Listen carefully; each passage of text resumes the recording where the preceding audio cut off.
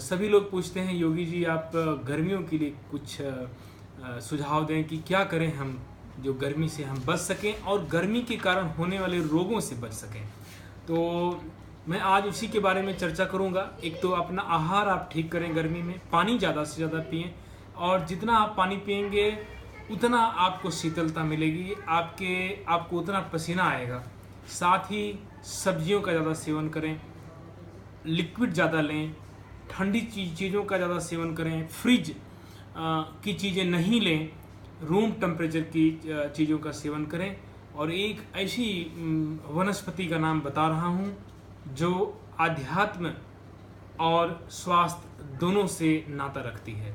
भगवान शिव के ऊपर और भगवान शिव को सबसे ज़्यादा पसंद होने वाली वस्तु का नाम है बिल्व। बिल्व फल का नाम पुराणों में और विशेष करके शिव पुराण में बहुत बार चर्चा आती रही है।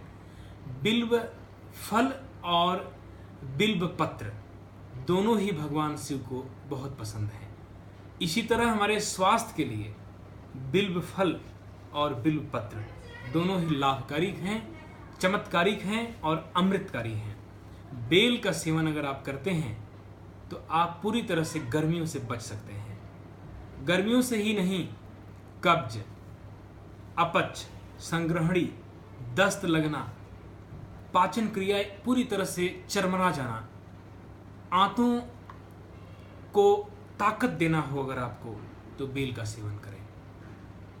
किसी को शुगर अगर बढ़ गया है, बहुत ज़्यादा है, तो उनको बेल का सेवन नहीं करना चाहिए। बाकी सभी लोग बेल का सेवन कर सकते हैं। यदि आप बेल खाते हैं तो निश्चित तौर पर गर्मी से आप बच सकते हैं। और गर्मी से ही नहीं, कोई भी मौसम हो, कोई भी दिन हो, इन रोगों से तो आप बच ही सकते हैं जिन रोगों का मैंने नाम लिया। और बेल को खाएं कैसे? बेल को आप शरबत के रूप में, बहुत प्रसिद्ध है भारत में, शरबत के रूप में बेल का उपयोग कर सकते हैं।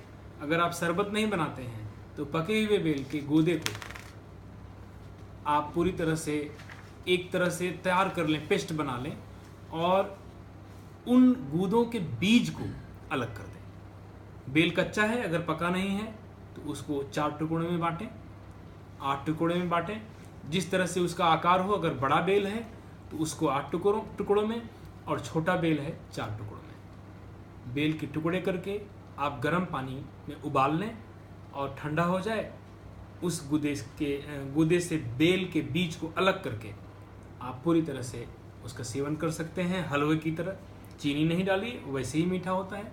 तो आप अनेकों रोगों से मुक्त हो सकते हैं, गर्मियों से बच सकते हैं।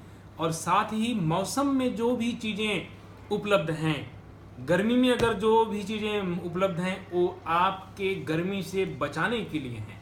तो इस मौसम में, गर्मी में उत्पन्न होने वाली जितनी भी सब्जियां हैं, खीरा है, ककड़ी है, तरबूज है, खरबूज है, इन सब का सेवन करें आप।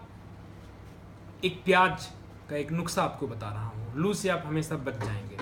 तो प्याज आप अपनी जेब में रखें, दोनों जेब में एक एक प्याज रख लें। बच्चे को भी अगर रखवाते हैं तो बच्चा तो नादान होता है, गर्मी में निकलता है, नंगे पाँव निकलता है, उसको लू लगने के बहुत ज़्यादा चांस रहते हैं क्योंकि नाजुक होता है। तो बच्चा अगर जेब में प्याज रखता है तो लू सबसे पहले प्याज पर असर करती है, क्योंकि लू का काम है पानी को सुखा देना।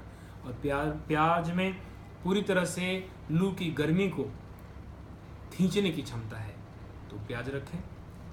इसी तरह से आप इन उपायों से गर्मी से बच सकते हैं। धन्यवाद।